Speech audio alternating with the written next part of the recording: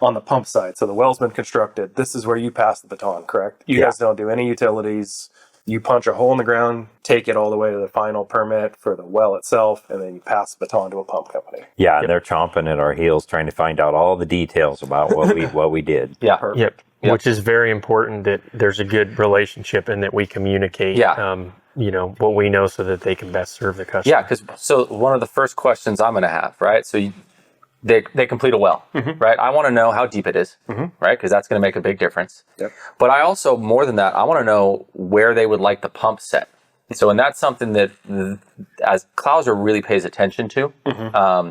Because they think about that. And maybe it's having the history of having a pump company at some point in time, which I think helps. Or maybe it's just trying to do a really good job.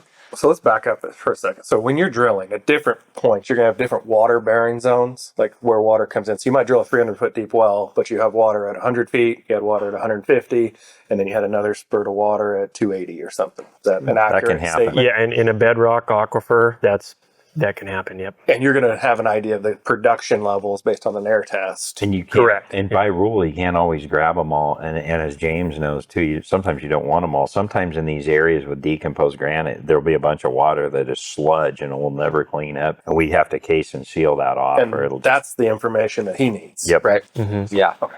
Yeah, but they make some of those decisions ahead of time. Like, hey, this is crop water. We're going to seal this off and get you some better. Because I'd rather you as the homeowner would rather have a lower volume of good quality water than a ton of junk. Yep. So they'll tell me, but they'll also tell me, hey, like in this, we would recommend that the pump is put here. Now, your typical well construction, if you have an open borehole, then they're going to line the well. And so they'll have a certain amount of perforations in that liner down at the bottom. And so the most standard is, hey, I'm going to stick my pump just above the perforations in the bottom of the well. Okay. Which, before we jump completely into pumps, do you want to talk about lining wells? Because that's the one other part of construction that I think we didn't touch on and is pretty important. Yes. Yeah, so I would say in the two types of wells I was talking about earlier, right? You have the unconsolidated formation where your steel goes pretty much to the bottom, your casing goes to the bottom. The ones that typically have a liner, like James is talking about, is going to be your bedrock wells. So you'll just put case and seal into your bedrock, and then you're just open hole drilling in the bedrock. Like when you said 300-foot well with 40-foot of casing, that's going to be open hole because you don't have 300-foot of casing. Correct. So you have a big discrepancy between your total depth and your casing. So a lot of times a well like that is going to have a liner. Yeah. Yep. And so what the liner is you have your 6-inch steel casing that you can see from the top, and the liner is typically a 4-inch PVC that is going to stretch from the top of the well all the way to the bottom of the well and sit on the bottom of the well. And then there's screen intervals, like we were talking about, placed in strategic locations to best allow the water into that pump chamber. The purpose of the liner too is there's a misnomer where people say, oh, that's to keep the well from caving. Well, the steel casing's really designed to do that. The liner's to provide sediment filtration so the fine grits of rock don't come in on the pump impellers and chew the pump up. So they'll tell me, okay, well, we put this amount of perforations here, so this is your recommended depth setting, and then they'll give me a gallon per minute. We think we're going to get X gallons per minute. And then I'm going to come in and design a pump system after that. So if we have enough volume, gallons per minute, to provide water straight to your house, then we're going to have a very simple pump. You got a pump down in the well. You've got a pressure tank, a little bit of storage above ground. We can talk about how that works, although it's not super important as the homeowner for you to understand that. Just basically let someone design it that works. And then we're going to, when you turn on your faucet at the house, it's going to get some water out of your tank, and then your pump's going to turn on, and it's going to provide water to you. James, I got a question for you. How important is it for you guys to understand what the true gallons per minute may be when you're planning your system, and what have you ran into in different situations? So the understanding what the true gallons per minute is when I come into a new well is beyond important. And there's two parts to that. One is just knowing what the gallons per minute is, but also two, did you run your test long enough? So like when you guys get done, you're going to run an air test and then you're going to try to determine the gallon per minute, but you're going to run it for more than 15 minutes. Like you guys run yours for a while because there can be pockets of water down there. And I've done this. I've showed up on a well and someone's like, oh, it makes 20 gallons a minute. I put a pump down in there, fire it up. It does make 20 gallons a minute for 10 minutes. And then your pocket's empty. And then it makes 2. Right? And Big difference. And now no one's happy. Right? Because I've got a brand new pump in there that's the wrong pump. So it's really important that we get an accurate idea of how many gallons a minute it is. The reason I mention that, that's an area where some drillers cut corners and thus cut costs. They don't do the full well development and air testing, and they're not even close. Yeah, they're not even close. And that's frustrating. Everyone's frustrated, except for the driller, because they got paid and they're out of there. What experience have you had with our wells? What experience have you had with our wells on? Your wells are, your guys' estimate is typically, across the board, if I had to average it, I'd say you're about 75% low. So if you tell me it's 8, it's probably 9 to 9.5. And I like that conservative, because that I can always work with a little bit more water. It's really hard to work with less. Then we try to make an evaluation of, okay, like this is where the pump's going to go. And if you have, let's say that you're a tough water spot, right? Let's say you found your beautiful property. It's got the most amazing views. Kevin said, hey, we can get you some water, but it's going to be a little tough. And Kevin gets all the way done, and they, or Ryan gets done because Kevin's, you guys just overseeing. Well, and installed that pump, right?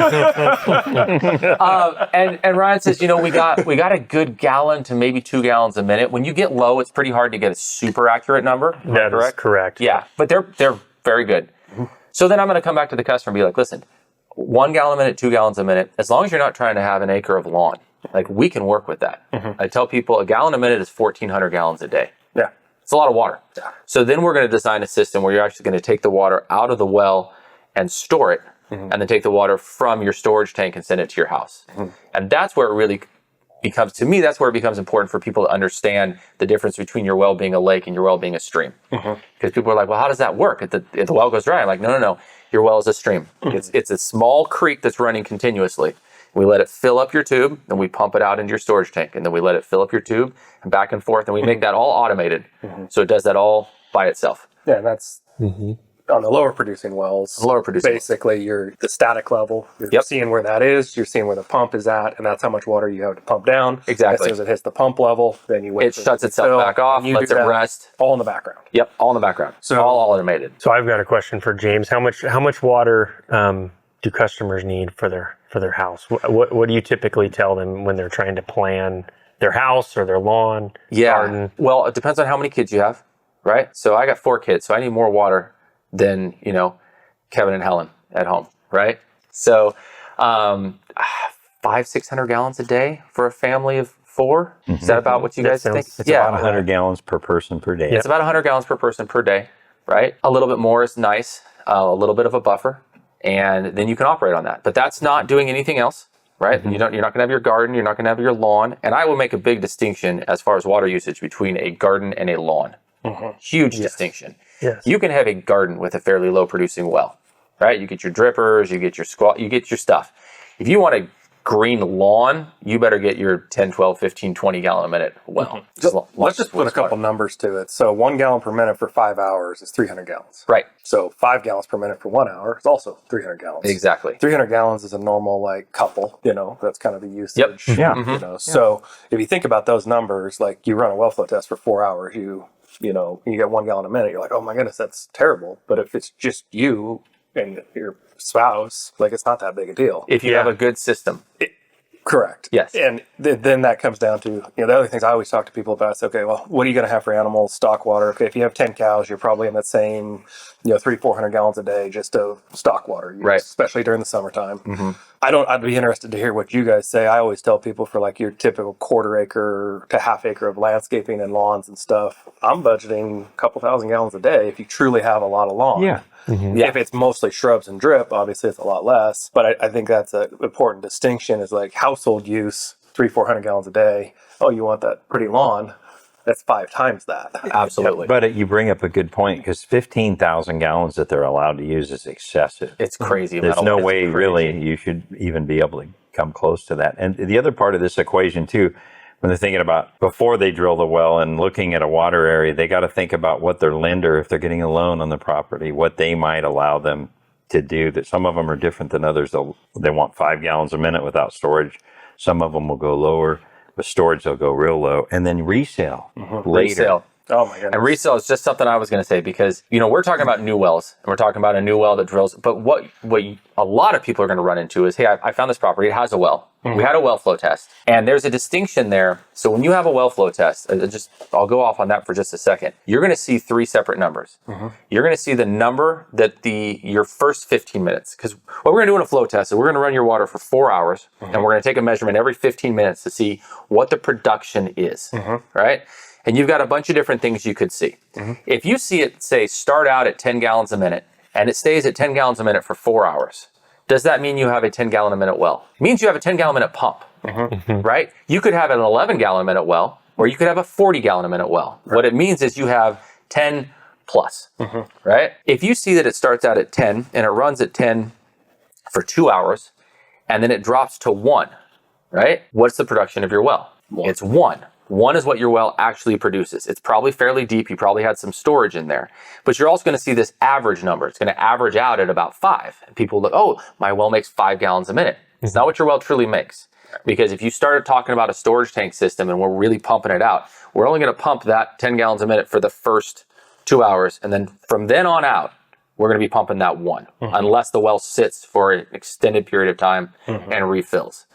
So you're coming into this situation, you want to buy this piece of property, you get a well flow test, and the great thing about working with someone like us or Chris or a realtor who knows their stuff, they will help you interpret that well flow test. You don't have to be a professional in interpreting well flow tests. And Chris has seen enough of them, but if it's a really weird one, he'll just call me. Okay, what's going on with this one? It kind of doesn't fit the normal. It's outside of the bell curve. And we can talk about what that means in that specific instance. Well, typically that ends up being when we have contaminants we're trying to deal with. Filtration. Yeah, filtration. Yep. So.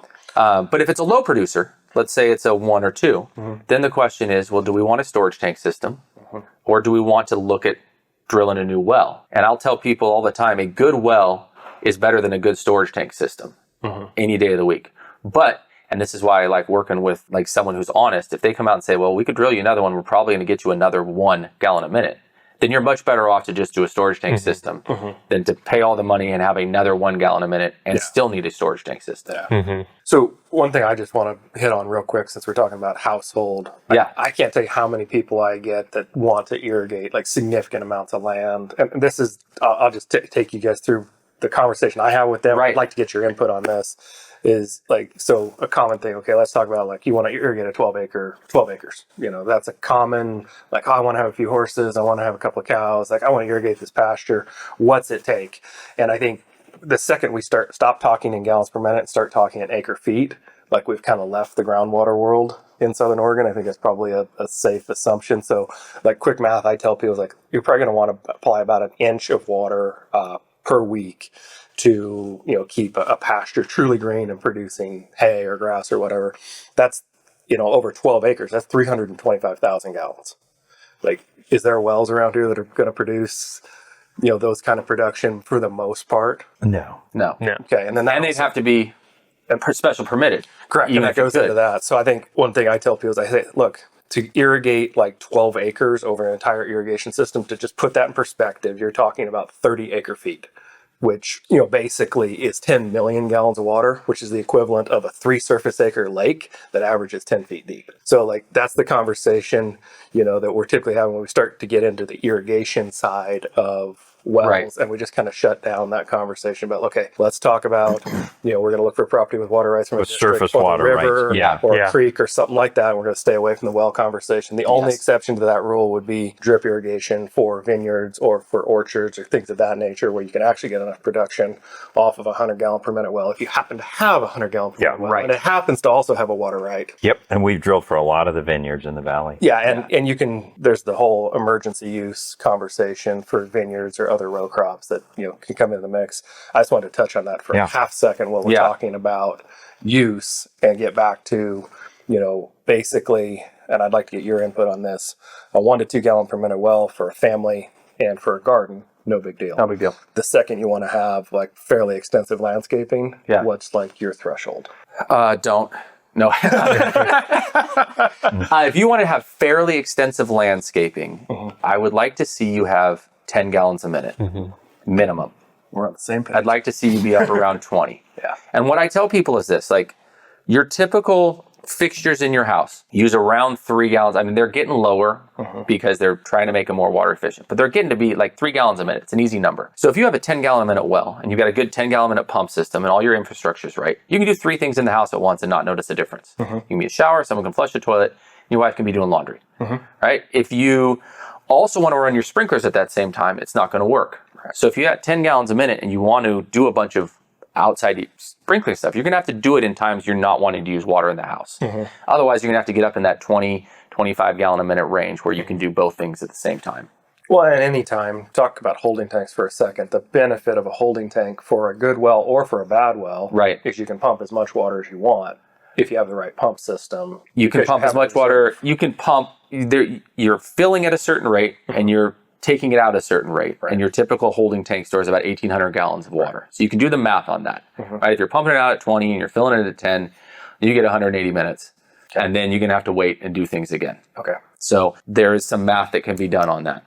Storage tank systems, I've done a lot of storage tank systems where people are like, hey, I got a 10-gallon a minute well. I want to be able to run my lawn and do stuff in my house. I want to be able to use 25 gallons a minute. I say, well, how long do you want to do that for? They say, I have no idea. I say, let's talk to your landscaping contractor. That's where we have to bring in another professional. They say, I'm thinking about 3 hours of watering. You go, okay, we can make that math work. If he goes, no, I'm going to need to water for 12 hours straight. We go, well, then we need a new plan. I was going to ask James, and I've seen you guys do this so professionally, but where there's a well that's a good producer, but it's quite a distance and elevation change from the house. And James, can you talk about that? Yeah, that's another one. So you can put a storage tank as basically a lift station, right? So we're going to pump it out of the well here, and then we're going to pump it out of the storage tank and take it up again. And that's just going to be, there's going to be a lot of factors to that, but a lot of it's going to do with infrastructure, friction loss, pressure, wire size, there's a lot of that. And that's where just a professional system design comes in. Well, that's the hard part. We sell properties all the time. You flip on the faucet and you're like, I know I've got a really good well, but I've got no water pressure. It was a design issue. It was a design issue. Yep. And that can be fixed. So rule of thumb, 1 to 2 gallon per minute well, fine for household use. Yes. As long as it's consistent. As long as it's consistent. Now, I do have a question for you guys about this. So let's say you punch a new well, and let's say that you come up with it as 1 gallon a minute, and it is February. What's the thought about what that well may or may not do in September after it hasn't rained for 3.5 months? Is that based on the formation? Based on the formation. Yeah. So I mean, if you have, and jump in whenever you want. If this is a shallower well in gravel aquifers, like an alluvium, it's going to be a lot more susceptible to seasonal changes. If it's a deep well, let's say we hit that at 700 foot in granite. Right.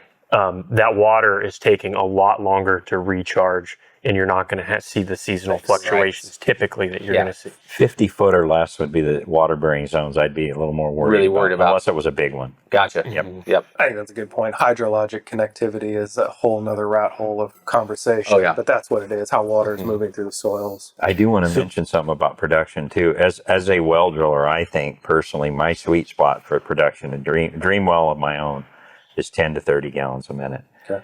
It's enough to do what you need to do, and you're moving your water column in your well with a typical pump system. The operating costs of putting a large volume pump in a well outweigh the benefits for most people. You will be cycling your pump on and off as it outruns your demand. And if you get a 100 gallon a minute well, 4-inch pumps aren't 100 gallon a minute You can't pumps. use it. So we're still going to put a 25 gallon a minute pump in there. Sure. And then you're not going to be turning over your water as frequently as you'd like on a different one. So yes, going back to that, 1 to 2 gallons a minute. If I have done this for 20 years, I've got 4 kids. If I found my dream property and I got a 1 gallon a minute well, I'm good. I'm going to throw out some AstroTurf for my fake lawn. I'm going to put in all the garden that I want. I'm not going to be overhead irrigating corn, but I can do my tomatoes. I can do my blueberries. I can do the strawberry plants. We're not going to have an issue in the house. I am going to be diligent about leaks, right? And you're going to have a holding tank. I'm going to have a holding tank. Yep, holding tank system, and it's going to be great. And then just general, I think I've always used 10 gallons per minute. It's kind of that threshold for the person who wants more landscaping and gardens and things. And even then, I still recommend a holding tank if you're going to be really serious. And just to make a clarification, if you've got a 1 or 2 gallon minute well and I give you a holding tank, you are going to have a 10 to 12, 15 gallon minute pump system coming out of that storage tank. So that is what you'll have. available to you. So let's talk about just a standard drive pump versus variable drive for a second. Yes. Okay. So you've got two different types of pump systems. Traditionally, a pump is just on or off. Right. So let's take a 10 gallon a minute pump.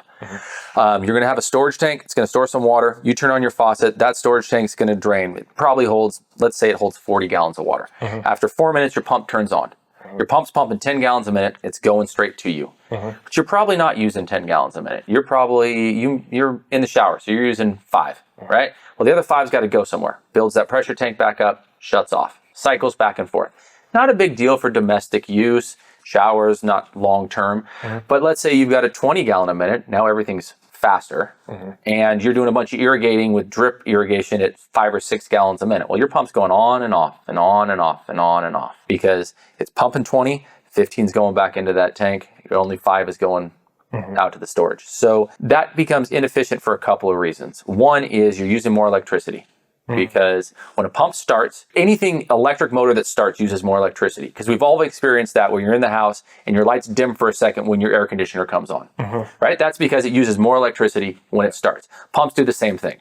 So every time that pump starts, you're drawing more electricity. So you're paying for that. And electricity is not getting cheaper, right? But also a pump's life is measured in the amount of times that it starts. Not the amount of hours that it runs. You got a standard 5, 7, 10 gallon a minute pump system. We're going to do a standard pump for you because that doesn't really factor in. You start getting bigger, 10, 20, 30 gallons a minute. Now we don't want that pump coming on and off. So they've made a new pump in the last, well, probably 15 years now. They're great. But these pumps will actually speed up and slow down depending on how much water you're using. So if you're just doing some drippers out there, that pump's just going to be running really slow. It's going to be using a little bit of electricity. And then your kid jumps in the shower and your wife throws in some laundry and now we're using 15. It just speeds itself up. And it's just a smooth progression. And that's like a 5 to 25 range, a lot of those? Yeah, a lot of them will run from 5 to 25. Yep. Gallons per minute. Gallons per minute. And that'll maintain It maintains a constant pressure. So instead of going up and down, whatever. like typically with a newer house, I'll give you 70 pounds all the time. Gotcha. Just great pressure. Gotcha. They're more efficient with the way they use electricity. So there's another whole factor in this. There's no reason to go into it other than just have your system professionally designed. But sometimes I can put in what they call variable speed, constant pressure pump for cheaper because I can use different size wire and save you a bunch of money because of the efficiency of those pumps.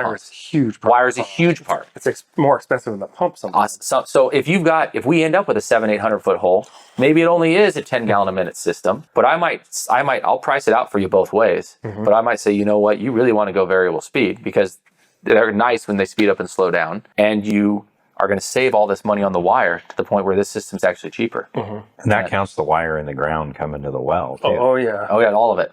The 700 foot D, I just put in an RV outlet that was 150 feet away from my house and it was $800 in wire for a 50 amp. I'm like, oh my goodness. Oh, yeah. So on the variable drive, you wouldn't use that in a low producing well, but you would use that in the holding tank for the low producing well, correct? Very, very often. Okay. Yep. Fill that holding tank with your low producing well, or even maybe not super low. Maybe you got a 5 or 7 gallon a minute well and you're filling that holding tank. We give you a nice 20 gallon a minute pump coming out of that storage tank. Now you can do your irrigation, you can do stuff inside, it speeds up, it slows down. I'm counting the days till my pump burns out. And then you get one? I run every night about 3 hours of landscaping and different things, and about another hour in the garden through the night. And I'm sure based on what you're saying, I'm picturing my pump just turning on and off all night. Probably. So you'll be hearing from us. We can actually, as a side note on that, I can actually add a drive to your existing pump. Really? I can. Well, we might need to chat. Yeah. Okay.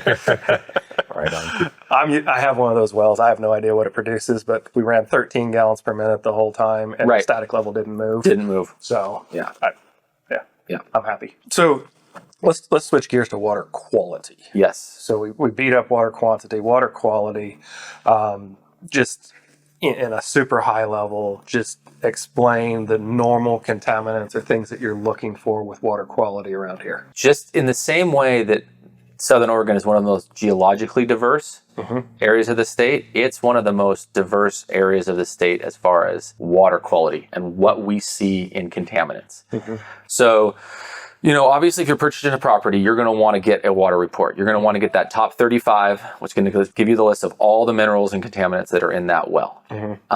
And we're going to see, I've seen everything. Some of these reports, they send you this, and they've got all the different levels of your different minerals.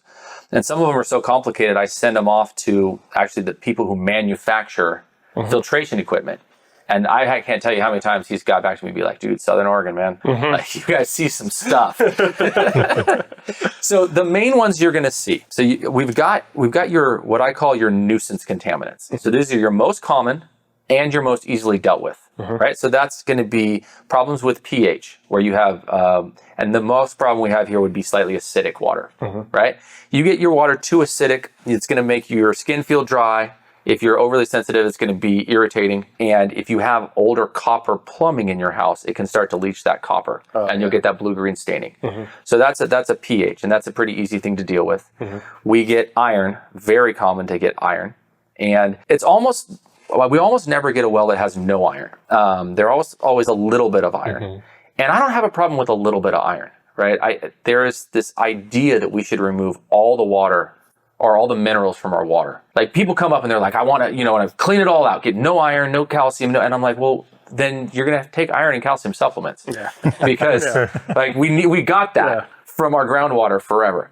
But there's a lot of areas where our iron starts getting higher and higher and higher. And then you're going to see, at your low levels, you're going to see a discoloration in toilets that you don't use very often. At your high levels, you're not going to own anything that's white. Like, everything will turn orange. Outside of your house will turn orange. Outside of your house will turn orange. And fun fact, bleach makes it worse. Oh, sweet. Yeah, because bleach is an oxidizing agent, so it actually releases all that iron for you instead of cleaning it up. Sweet. Yep. And then calcium. Calcium's the other thing that we're going to get. And so calcium is that white crusty buildup that you see on where you have to... So contrast just the term hard water and what you're describing. Okay, so there's the common term hard water, and there's the industry term hard water. Okay, so the common term hard water typically means any minerals in the water. So people would think of iron as being hard water. In the industry, we really think of calcium as your hard water. Like, calcium is where you want to use a water softener, and that's going to get rid of the calcium. Now, a certain amount of calcium is nice. Like, you get a certain level of calcium, it actually adds a sweet taste to your water. Like, calcium has a bit of it's like my dad, who's in the industry, his water is slightly hard to the point where you could put in some filtration to remove it, but they love the taste of their water. And that's part of that is that minerals. It's the geological cocktail you were talking about earlier, right? Like, some of that mix in there, it makes it have different flavor. But you get too much calcium, and you have a whole host of issues. You've got all the white crusty buildup, your shower heads get plugged up, your appliances stop lasting as long. And the newer your appliances are, the worse that is. Because tolerances. You will not be able to put in one of those on-demand hot water heaters. If you read the fine print, I think the warranty is voided at like 3 grains per gallon, which is very low. So that's something that you're going to have to deal with. All of that gets kind of pulled on that top 30 report. So on the extreme scale too, large volumes of iron buildup and hardness can clog plumbing going to the house, clog your pump intake, and clog the formation in the well, the fissures in the well, and prevent water from entering the pump chamber. So what do you guys do to mitigate that with the construction process, or can you? Well, once you encounter the minerals, they are in the rocks, and the water, as it travels through the formations, grabs those minerals like a magnet. So they're there. Regular use of your well. So during the construction, those minerals are there. Once you've tapped them, they're going to be there. But using your well regularly, moving your water column, you can chlorinate your well and recirculate and purge the material out and not run it through your plumbing, because it'll kick the iron loose in your well, a regular chlorination. But I just wanted to mention, James has seen this too, plumbing clog clear off like your arteries would be from cholesterol. That happens in plumbing. Yeah, and there's some areas where the iron levels it's just a walk away time. Well, I think that's a really good point to bring up. You can have really good production.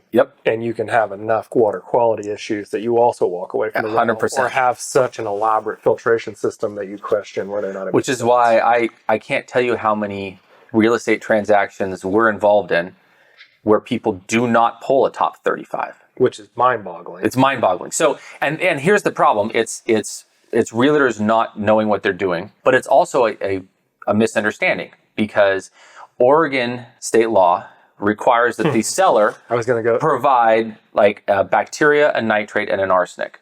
So I talk to people all the time. They show up, they bought this house, their water's orange stains. I'm like, well, did you have your water tested? Oh yeah, we got a water test. Well, what did it say about iron? Well, it didn't test for iron. Oh, you didn't get you got the state required bacteria, nitrate, and arsenic. That won't tell you if you have iron. That won't tell you if you have boron. That won't tell you if you have aluminum. That's super important. And that's just a misunderstanding. They're like, oh, well, I had my water tested. Well, you didn't. Well, I can tell you, like, over the years, how many buyer's brokers I see write contracts. And it's decreased. I think the pump companies have done a good job educating. Yeah. But 10 years ago, we would see one top 35 in every 3 transactions. And now it's more like 4 out of 5. Yeah. We see a top 35. On our side, we basically require it. I'm to the point where I pretty much pay for it on my own pocket if the buyer refused to, because I don't want that call. Oh, that call is terrible. Yeah. Yeah. I moved in my house and everything's turning orange and turning yellow, and it's, no one's happy. Well, so the acidity, the hardness, those are fairly easy things to deal with. Bacteria is fairly easy. Bacteria is fairly easy to deal with, because that's either coliform or E. coli. Yep. And E. coli will make you sick. Coliform doesn't really do anything. Coliform, exactly. Coliform doesn't really do anything unless you're immunocompromised. Yeah. Right? And so then you want to be pretty careful with that kind of stuff. And of course, with the bank, they want to see a clear bacteria. They want to see a clear bacteria. And honestly, a lot of the banks aren't even requiring flow tests anymore. Any kind of data on them. If it's a conventional loan, they don't ask for it. Boy, that's not good. Yeah. That's scary. Well, the concept is, if you have enough money to be buying with a conventional loan, you should have enough sense about you to do your own due diligence. Yes. So it is the more government-backed products that still require more. Oh, I gotcha. That makes sense. And whatnot.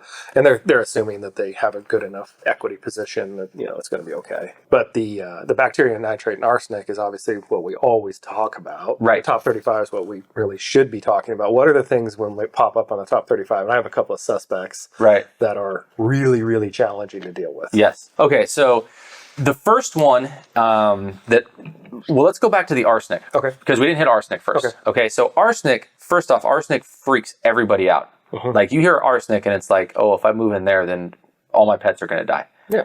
Of course, why not? Arsenic's not actually that hard to deal with. We can filter out arsenic. And so we have whole house arsenic filtration systems. So arsenic is not a death sentence when you, like, as far as to you personally or to the deal or to selling it, it's not that big of a deal. So arsenic, fine. Aluminum we can deal with. The bad ones are any of the ones that sound like they're radioactive. So cadmium, boron, barium, those are all pretty hard to deal with. Almost all of salt.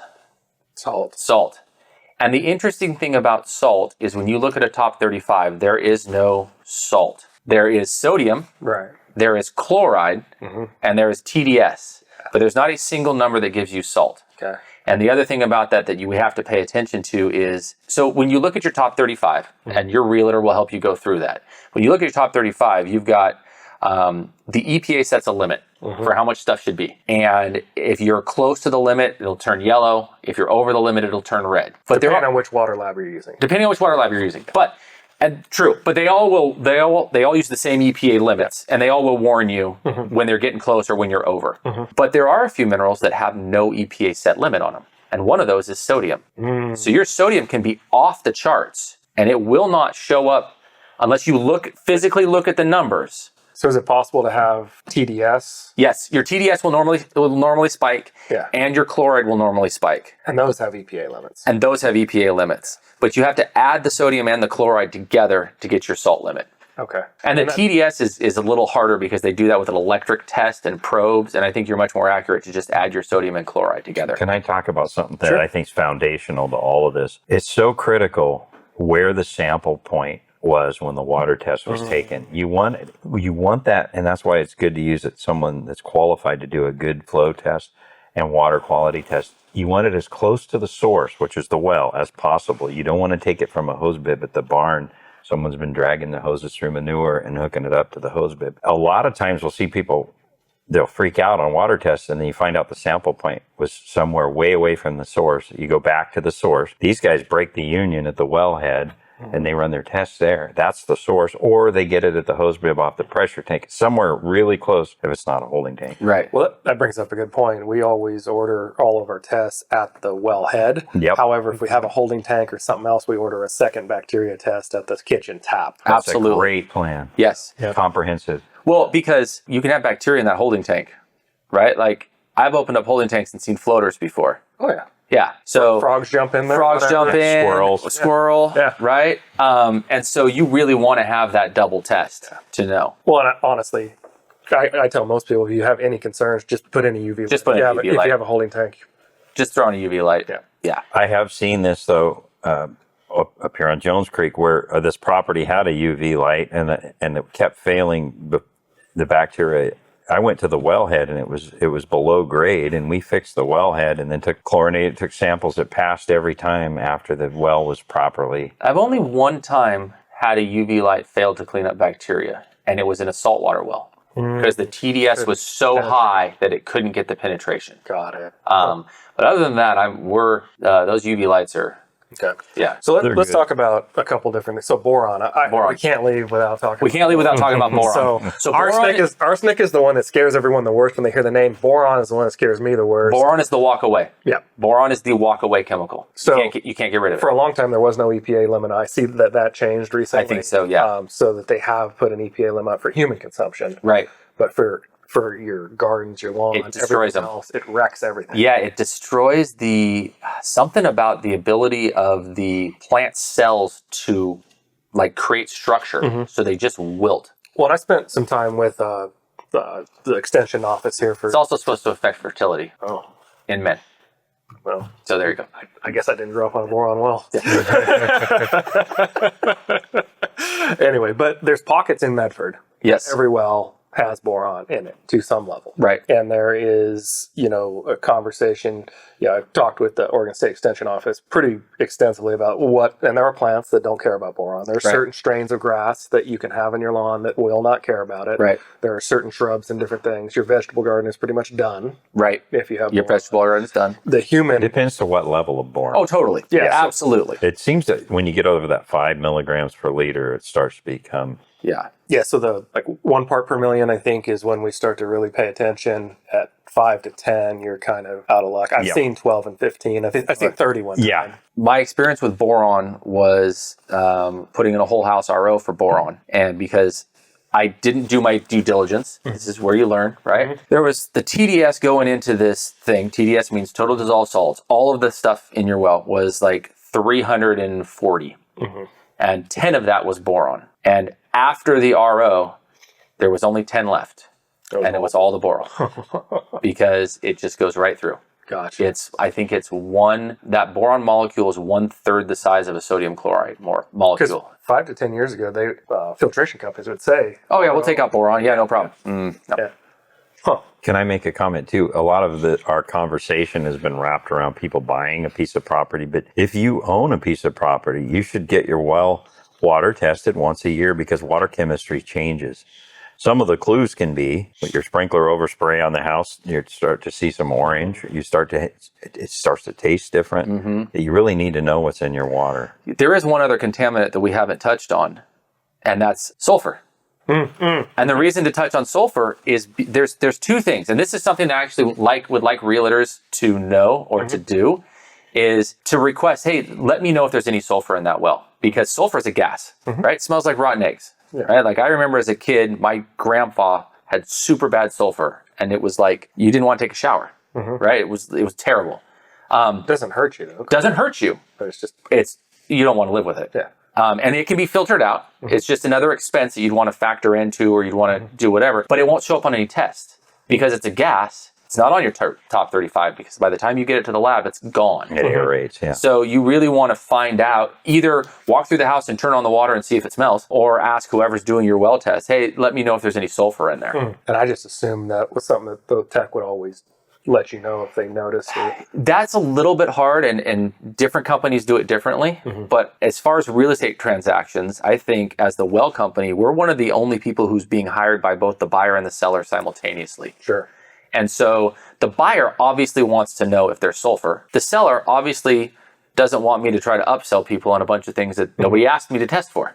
So if the buyer asks me to let them know, I'm great. And maybe, and we do want sulfur anyways, we kind of make that note. But there is that weird line that you're walking there when you're working for both of them. So, question on the sulfur, and maybe this is a wives' tale, but I've seen it a number of times, and I've also had some of the other well companies talk about is aeration.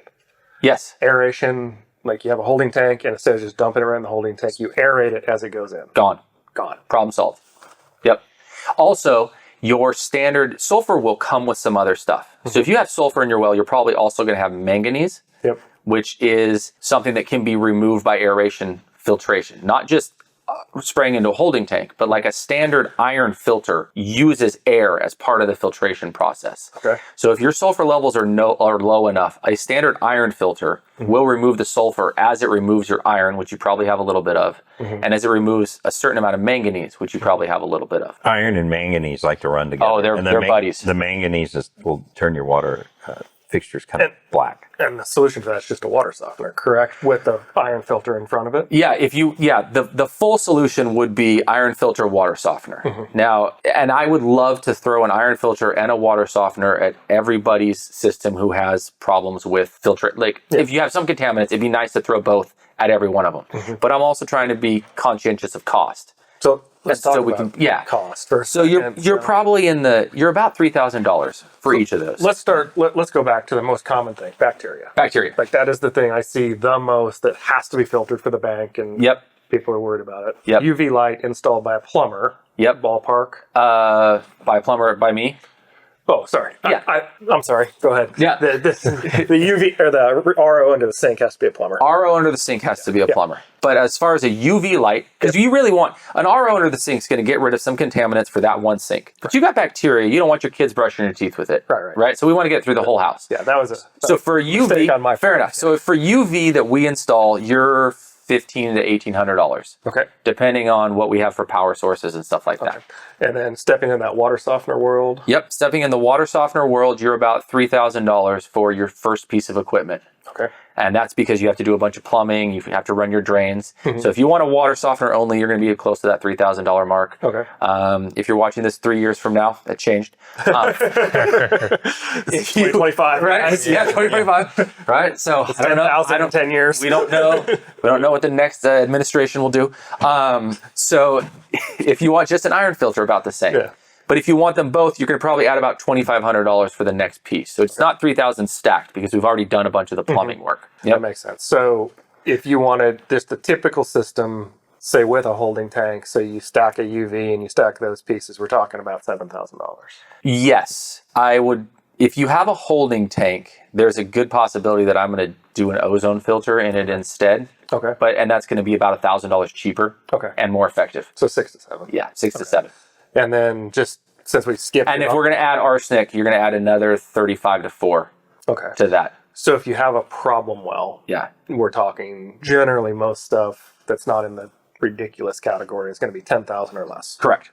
And then pump system itself is for a new well. For a new well, assuming the whole 300 the foot whole scenario, 300 foot, not 4,000 feet away. Yeah, you're like $6,000. $6,000. Okay. Yeah. And then a holding tank's what, 8 to 10? 8 to 10. Okay. Yep. So it can add up. Oh, it adds up. Okay. So between drilling a new well, putting in a holding tank, filtration system, we could be 40 or 50,000. Yes. Can I ask James a real quick question? Two-part. Just one. First part, you'd probably just comment on. The second part's a question. First part, what you see people not, the do-it-yourselfers trying to treat iron with cartridge filters. Right. So there's that question. And then what kind of maintenance do you recommend in general for your filtration program? So those two. Very good question. So you have, real quick, you've got two types of iron in our valley. You've got oxidized and unoxidized. And without going into it too much, I would say the majority of the water out here, you're always going to have a combination. You're probably going to have 20% of it's going to be oxidized and 80% of it's going to be unoxidized. Again, without going too far into it, your cartridge filter, that's like an air filter in your car that you have to change periodically. It's going to get that 20%. Your 80% is going to come right on through. Right? And that 80% is going to be what looks clean in a glass and turns orange in your toilet. Well, basically, those it's just a micron filter. Correct. It's catching chunks of material coming through. And eventually plugs. Well, it's your pre-filtration, right? You put that first in line a lot of times. No, it's last. Last, okay. Yeah, you'll put it last Okay. if you have to do one. Now, if you have to do a UV light, it's going to have one built in anyways. Okay. Because you have to, and that's going to be 5 micron because you can't have particles that your bacteria can hide behind. Yeah, makes Right? sense. You can't have that. Okay. So, as far as servicing and maintenance, your typical pump system will back all the way out. Let's say you've got, and that's a misnomer too. People are like, well, I got a well and I've got no filtration. Well, you might have beautiful water, right? Like filtration is really, with you talk about the sand and the media and everything that's in most filtration, it's trying to recreate a really clean aquifer. We're trying to run water through clean sand and gravel to get rid of stuff. Well, maybe your water's already running through clean sand and gravel. Like you've got it naturally. And so you don't need filtration. I would say close to 50% of the wells. Close to 50%.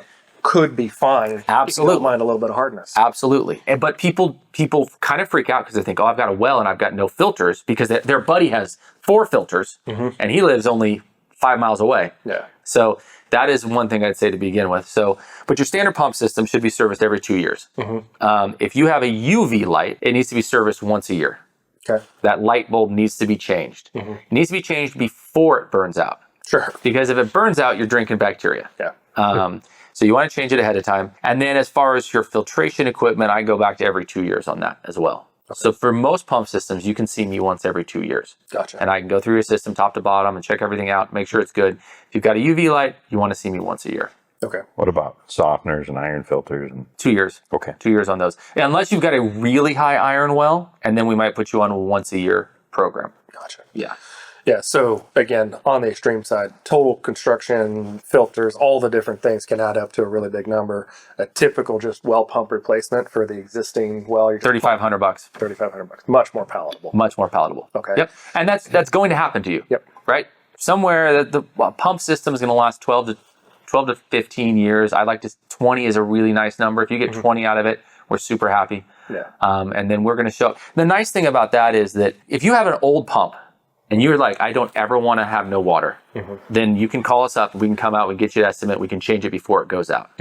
But we're pretty quick. And so if you're willing to be out of water for a maximum of about 24 hours, you can wait till your pump quits and we can come out and get you taken care of. I can attest to that. There are some exceptions to that, and I'll tell you, but like one of the exceptions is sometimes you look at a well and you're like, if I had to get to that thing in January, it would be a bad thing. Yeah. Because there's no access, the road's washed out, our truck will sink. And in that case, we'd say your pump's 15 years old and it would cost you twice as much to replace it in January as it would now. You might want to do it before it goes out. Makes sense. on our new wells, we try to plan that on our site visit. Access for construction, access for the future. Yeah. Yeah. Makes sense. And that's common. That's just building a little simple gravel road to that pump site. 4-inch minus, Yep. usually over road fabric, and a nice little cap on that. Yep. Just typical driveway. Yeah. Okay. And not building anything over the well. I'd say that's one of the most common problems we see is big elaborate structures over the well. Sometimes the pump guys can work around it. People cut windows in pump houses or Right. whatever. The driller But can't if ever the get driller has to go there, the entire thing's coming down. I was gonna say I've already got a plan to disassemble the roof on mine for when my pump goes because I bought it that way, and I'm like, well, Yep. I'm gonna cut here, here, and here, and the whole lid's coming off. You know, it's this 10 by 10 building. Yeah, it is what it is. It is what it is. So, And I would say neglecting the wellhead too causes a lot of problems that we see. You know, people make changes to the grade, and pretty soon surface water is pooling or coming into the top of the well, and the well's not an adequate distance or a legal distance above grade, and it's just dumping right down your well. And we see bacteria quite a bit from that. So I want to ask one final question here, and this is a separate question to both of you guys. If you guys were buying a piece of property, yourself personally, and you were going to build a house on it, didn't have a well, in simple terms, talk me through what your due diligence process would look like for, determining if that's a site that you'd be willing to roll the dice on. First off, I'd try to find the best realtor I could find based on reputation. And I'm No, serious. 100%. That knows the area and also knows the right connections to help them through the process. I'd say you're one. I didn't pay for that, guys. You're one of the best. You are one of the best. And I would call the drilling company that was recommended by my good realtor or a lot of good friends. Not the cheapest one, the one with the most knowledge and the best reputation. Find out if I'm looking in this area. What are some of the trends? We know the potential for water. We know some of the general water quality concerns too. And then from there, we can recommend, when they call us, good pump contractors. Right. We can recommend good excavators, a good builder, and help them with some of these things. And starting with your well, you don't know what's in the ground if you're an average homeowner, but we have a good idea because we've got a lot of experience.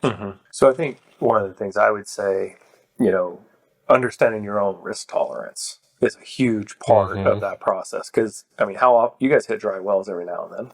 It happens. Well, not very often. Dry. The definition of dry is literally dry. You hit a well that Is not acceptable, and you have to drill a second well. I would say risk tolerance, and as well as your goals for the project. I mean, it goes back to what James said. I mean, it takes very little water to run a house. And so, it's pretty rare we get wells under a gallon a minute. I mean, it happens.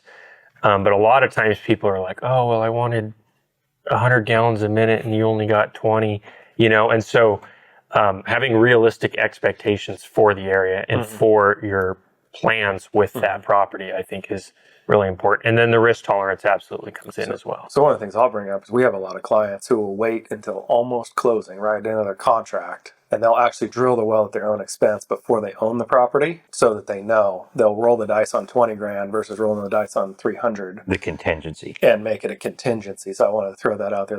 I'm sure you guys do. Excellent plan. Yep. You guys did one not too long ago for us in the Applegate. We knew it was going to be a bad water spot. We're out there today decommissioning the old wells. Oh, perfect. The new one's good. Yeah, but that's a good example, though, Yeah. of I did not want those clients to close on the rolling the dice of, is this well going to be good? Because you came out there and said, I really can't promise a good well here, but this is a pretty good chance. But you were very honest with us that you were not guaranteeing, and you had to go 500 feet, if I recall, 450 feet. It was a deep well. And it wasn't till the end that we got anything. You and I were on the phone talking a lot. Yeah. So anything else that would be really important to you, that your due diligence you would do? Like, how do you predict water quality without those are the trends that from experience. And one thing I would encourage people to do, because water quality tests are proprietary in Oregon, it's whoever ordered the test owns that data, but they can call the water lab, the client, and they can say, hey, Nielsen or Grants Pass Water Lab, I'm looking at a property in this area. Are there any water quality concerns? And the labs are pretty good about telling them about that. The other thing, Ryan brought up a great point, educating the client on expectations, but also being good stewards of the resource. Just because you get a 30-gallon minute well doesn't mean you need to be watering it at 6 at night when it's 105 degrees and everything's evaporating. Use your water wisely. It is a precious resource, and use what you need, but beneficial use without waste. So let's flip the coin to a resale. Yeah. Because this is where you guys come in. You guys are new wells. Right. So, I mean, there's thousands of transactions every year that have wells on them. Yep. Knowing everything talk me through your process with due diligence. Yeah. So you're going to want to get your 4-hour well flow test. Okay. Absolutely. And you're going to want to pull top 35. Okay. And then you're going to want to look at those and evaluate. Okay. So as your well flow test, you're going to be looking, okay, if I want just my family, 1 to 2 gallons a minute, if they don't have a holding tank, then I need to factor that, let's say $10,000 like additional into, is that something we need to negotiate in the sales price? Or is like, I just need to know that if it's only 1 to 2, because you'll see people, crusty old guy's been living on this 1 to 2 gallon minute well forever. And there is no holding tank there. You would assume that it does, but hey, it's a good well. It's 1 to 2. I'm just going to have to factor in, okay, when I get done with this, either this needs to get negotiated in the sales price or installed beforehand, or I have to do it later, but this is going to cost me 10 grand to make this thing work. But then at that point, 1 to 2, my family, I'm good. With what I really want, if my dream home has a half-acre lawn, then I have to move on from that piece of property or change my dream. Right? So that's that one. And then I go water quality. And then I look at my water quality, and if I've got a reasonable amount of minerals, iron, hardness, even arsenic, then I'm just going to factor in the cost of the filtration equipment and the cost of maintenance. And if I'm okay with those costs, I'm going to move forward on the project. And if there's any really red flag contaminants, even salt can be dealt with, but it's $30 grand. Yeah, because you have to pre-treat other minerals, and then you do the RO, and And then you have to have a pH. storage tank because you're 1-to-1 waste. So you have to have enough water. Like we can have a salt conversation, but we don't have that kind of time. Yeah. You're just going to have to factor that in. It's like, hey, this is what's in here. What's it going to cost to remove? And let's factor that into the overall cost of this house or this purchase and see if it's what we want to do. Okay. And then additionally, if I get a 1 to 2 gallon a minute well, I'm going to also call Kevin. Say, hey, I got a 1 to 2 gallon a minute well on this piece of property I'd like to buy. I think it's an old well. Maybe it doesn't have an ID tag. And you touched on that a while ago, but Oregon does have a really good website. If your well has an ID tag on it, you can look it up and you can find out how deep it was originally drilled, how much casing there is, where they hit water. Like there's a lot of good things that your realtor or you can look up personally. But if I get 1 to 2 and there is no storage tank and it is in a really old well, I'm also going to call Kevin and say, hey, what do you think about this area? Oh yeah, yeah. We just need to get you down a couple 100 feet. We can probably get you some water. And I go, okay, let me factor that cost in because that's actually what I want to do instead of a storage tank. I factor those costs into the overall purchase of the property. I'm good. It's when you get blindsided. That's real estate in general, right? I think a lot of times what I see is the buyer sees the well flow test and they see the top 35 or the BNA. Yeah. They don't look at anything outside of that. They don't look at, how old's the pump? How's the pump, right? What's the construction of, what's the pump house even look like? Right. Do I have a place to even put my No, that's a good point. softener or different things. And I think, the global, looking at everything bigger picture. Right. And working with or not being afraid to ask the questions. Yes. I think that's the biggest thing with water. It's the same with septics. It's the same with water rights. Ask the questions. You got to ask the questions, and you got to say, "Hey, I don't understand this. I don't know this. Right. Help me understand it." And Right. most of the good companies are going to take the time Totally. to explain it, go through it. Matter of fact, I think you guys really enjoy that part of the I love process. it. It's one of my favorites. I like educating people. And one of the other things is, and I don't mind doing this, like, okay, we looked at your stuff. It's pretty good shape. Everything's good. You're going to buy the property, but you don't own it yet. And I'll tell people all the time, hey, call me once you own it. And if I'm in the area, I'll swing by and give you 15, 20 minutes and walk you through your system and tell you, I'm not going to charge you for that. I'll just give you some education. This is what it is. This is what it looks like. This is how it is. And I'm super happy to do that and educate new homeowners on what they have. I think I'm just going to wrap this up with this. Also, know where your well is. No, seriously. I can't tell you how many times we've been sent out to do a well flow test and no one knows where the well is. Interesting. Like no one knows. Or somebody didn't do any of their own due diligence and now we're traipsing around for 2 hours looking for something that someone should have found before they sent us out to test. Sometimes they're buried below It's a grade. Sometimes it's a they're buried buried. that goes And you back have to use the a metal burying the detector well. to find it. Yeah. And or it's probably got electrician. bacteria. Yeah, probably case the wire. Yeah, I think we could go through the common misunderstandings, misconceptions, and everything. That would be a whole nother conversation. That would probably be another hour long. But I would wrap up with just educate yourself. Like the general consumer, don't be afraid to try to wrap your head around what this is. Don't just assume everything is good. Right. Because trust me, when you're sitting there at your own property and you flip on something and no water comes out, you'll appreciate that, okay, well, I need to check and see if I have power to the pump. I need to see, what valves might have gotten. Did my kid just flip off a valve? Where is everything at? Just going through and learning. I think that's one of the biggest things that I would tell you is to know your system. Know what's going on. Know where your shutoff valve is to your house. If you have one. If you have one. Yeah. If you don't, get one. Exactly. And a backflow valve. Yeah. Sure you don't have leaks that you don't know about. Right. For sure. So anyway, I appreciate it, guys. I know we've covered a whole bunch of different things, and I'm sure the editing process on this one will be a little bit fun to go through everything, and but anyway, I really appreciate it, and also just really appreciate just the long-standing relationship with both of your companies and you guys personally, and just like-minded people. Absolutely. Thank you. Thank you.